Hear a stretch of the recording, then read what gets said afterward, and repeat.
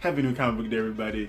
Got another week of interesting comic book news that I want to share with you, as well as some strong recommendations for books out this week, including one big one we should all keep our eyes on, and one that I definitely have to add to my bookshelf, but wait till the end to hear about that one. So, first up, in some more, I think some pretty big industry news, DC Comics is replacing their 100-page giants, which you've seen at Walmart and then eventually, like a week or so later, hitting comic book shops. They're replacing those with some new 4-packs, which will be priced at $8.99, and they will include recently released titles, and they will, similar to the 100-page giants, these will actually hit Walmart's first, and then are anticipated to hit shops around September of this year. So be on the lookout for those. They have already begun shipping. This news hit out last week, and they've already begun shipping, and some people have already spotted them in shops, picked them up, and have found some of those big titles, later prints, of course, of some of those big titles that were hot for a while, including Batman 89, and I do believe the Hell Arisen #3. So a lot of those, like those issues that just went completely skyrocketing hot, featuring Punchline, those are reported to have been in there. So you got this, and it's actually kind of interesting because they've had these before. I've talked about them, I've shown them off, and have unpacked some of them from Five Below. They were $4, $4.25, and some of those were a little bit older, included some New 52 stuff, I think. But there definitely were some Rebirth stuff in there because I was able to add a few Rebirth issues that I was looking for to my collection for basically $1, which was dope. But now they're up in the price, $8.98, so imagine even more recent. And they will be competing with, or yeah, you could say competing with Marvel's 3-packs. I believe they're still just doing 3-packs, and they're $8.99 as well.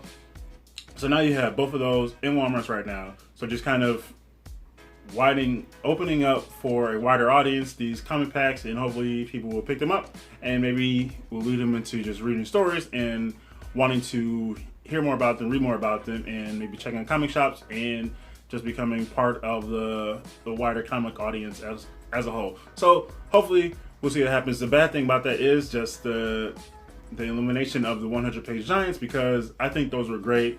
$5, you get these several stories featuring multiple characters and creators' works, including some reprints. So you're able to check out new stories by different creators, as well as catch up on older stories, which I think was a great move. You were able to flip them open to see what was in there. And it kind of reminds me of the original 100-page giants that they released a couple years ago, which were all Walmart exclusives. They were pretty much all New 52 stuff, but it was just a cool idea because I remember flipping through and, I have most of these issues, so I'm not going to bother with them. But I just like the idea of them. And then with these newer ones, I picked up several of those as well. Those were pretty cool. Batman and Supergirl one, that was dope just to have both of those characters together like that.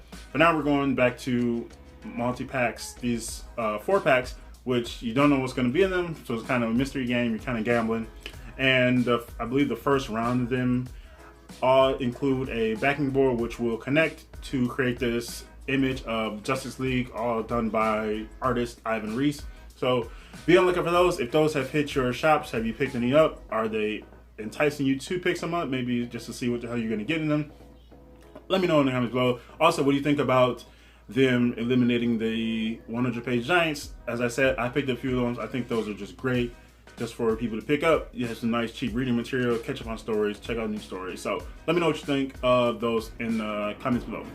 Now, next up, we got some video game tie-in news, because Dark Horse just announced that they will be producing a 4-issue miniseries to tie in with Cyberpunk 2077, which has seen multiple delays, now coming out, I believe, November 19th. But now they have announced a Cyberpunk 2077 tie-in series called Cyberpunk 2077 Trauma Team, focusing on an EMT, and I believe as a sole survivor, some accident and whatnot. But for $3.99, you get this tie-in series, which debuts in sometime September. Well, we got some Cyberpunk action and just kind of gearing up for that big release later in the year, towards the end of the year, again, after multiple delays. So I also asked, are you hyped for Cyberpunk 2077? What do you think about that? Have the delays kind of impacted your hype? maybe added to it, just decreased it, or you're just kind of indifferent, or if you just didn't care about it at all. I don't know. Let me know if you've been keeping up with like all the updates on the world and gameplay. I kind of fell out of it. I wasn't that hyped about it, but especially considering like the first person aspect of it kind of took me out of it, especially when you're talking about customizing character and you don't get to see the character at all. That kind of takes me out of that a little bit. But just let me know what your thoughts are on that. Cyberpunk 2077, Trauma Team, again, September. And now it's time for some recommendations for a few cool books that I want to highlight just to kind of keep in mind as you head to your shops to pick up your books or do your orders, whatever you do. So first up from Vault Comics, Bleed Them Dry, #1, series debut. We have vampires, this Japanese fictional city. We have, I think there's supposed to be ninja in there, just all this stuff going on, which it seems right up my alley just from reading this. And Vault is, as I mentioned before, is one of those publishers that have been just doing big things, dropping cool books that have become hits in the last few years. So Vault Comics, Bleed Them Dry, #1. I'm interested. I'm gonna pick this out. I want to check this out. I like this cover. It looks cool. Just right here, and you could cover a character on the cover with a katana. You have my interest. Vampires, immortal, ninja. Let's go. Bleed Them Dry, #1. Vault Comics. And next up from Boom Studios, Once and Future, #8. Again, they continue rolling along with this Arthurian tale, Camelot. If you into like medieval stories and just kind of reimagining of Arthurian tales, Arthurian legends, Once and Future is a book that you want to check into, and just because it's obviously just a cool book. So a good looking book, good story. So Once and Future, #8, Boom Studios. Again, I've talked about Boom Studios a lot. Tons of cool books under their belt. So just they've covered several genres and just highly recommend it. So Once and Future, #8. And over from Image, we got Mirka Andolfo's Mercy, #3, and she is, I've talked about her before as well, just a fantastic creator, stylish, great storyteller, and this book, you can just start from the covers of this book, is just eye-catching. Usually have at least one other variant as well. Definitely just go pick this up once you see this in shops, and if you see the art, you're like, oh yeah, I just want to check this book out. You might not even know anything about it. So Mirka Andolfo's Mercy, #3, Image Comics. And last up, the big one, one of the biggest books, and actually a bit of a surprise because I forgot it was releasing. I didn't remember the release date. I just knew it was coming at some point. From IDW Publishing, Dave Cockrum's X-Men Artifact Edition. This big monster of a book coming in at $125 is just another in IDW's publishing stockade of these artist and artifact editions. There's also an artisan edition. They all have differences, but the artifact edition is a collection of pages from an artist catalog. There will be from different stories, whereas the artist edition is an attempt to reprint in like entire issues.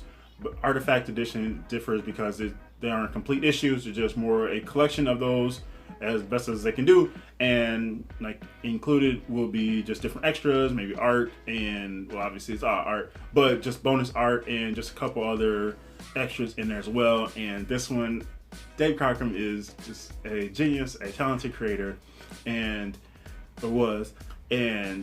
seriously, I remember seeing this before, and I think I just forgot about it, just kind of with the pandemic hit, and just threw everything off. Anything that may have been solicited or just previewed, mentioned, whatever, just kind of all off the radar. But when I saw it, I was like, oh, Dave Cockrum's X-Men Artifact Edition. I actually have to have that because Dave Cockrum, seriously, just if you're a big, long-time X-Men fan, you know Dave Cockrum, you know what he brought to the X-Men and to Marvel. And this is just something that would make any collector, if you're just entranced by art, the X-Men, Dave Cockrum, and just that period from the 70s and just how he helped transform the X-Men. This is something you want. I believe it comes in about 160 pages. So what I do is to just kind of copy all of those pages and like in the original format that they were drawn. So in those big pages, I do believe the dimensions are 12 by 17. So yeah, Dave Cockrum, X-Men Artifact Edition from IDW. I need to pick this up. I'm gonna try to see if I can get my shop to order it. Most places, even you can get it from IDW's website, $125. And that's what Diamond listed as. MyComicShop.com for some reason has it at $150, which why, I have no idea why.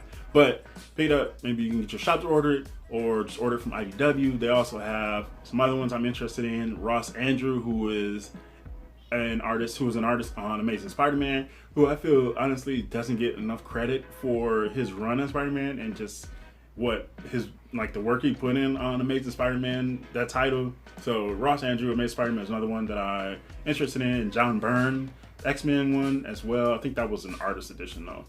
I have to double check. But those are just, I just love the idea of those books, and I need to have one. And Dave Crocombe's X-Men one is the one that I have to have in my collection. If you have any of the artifact or artisan editions, let me know in the comments below. Because I'm curious to see which ones you have. What do you think about it? I was even looking at it, I was thinking, if I get this, am I going to want to open it up? I want it.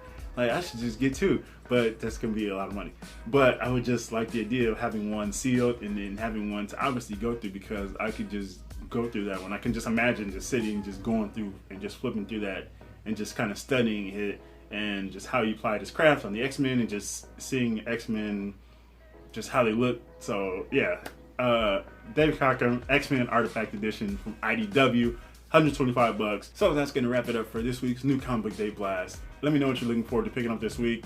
Any books that weren't on your radar that you just kind of caught your eye this week, let me know in the comments below. If you're interested in the Dave Cockrum's X-Men Artifact Edition, which you all should be, let me know what you think of that. Also, let me know what you think about the comic news, DC's new 4-packs replacing the 100-page Giants, as well as the Cyberpunk 2077 Trauma Team tie-in miniseries from Dark Horse Comics.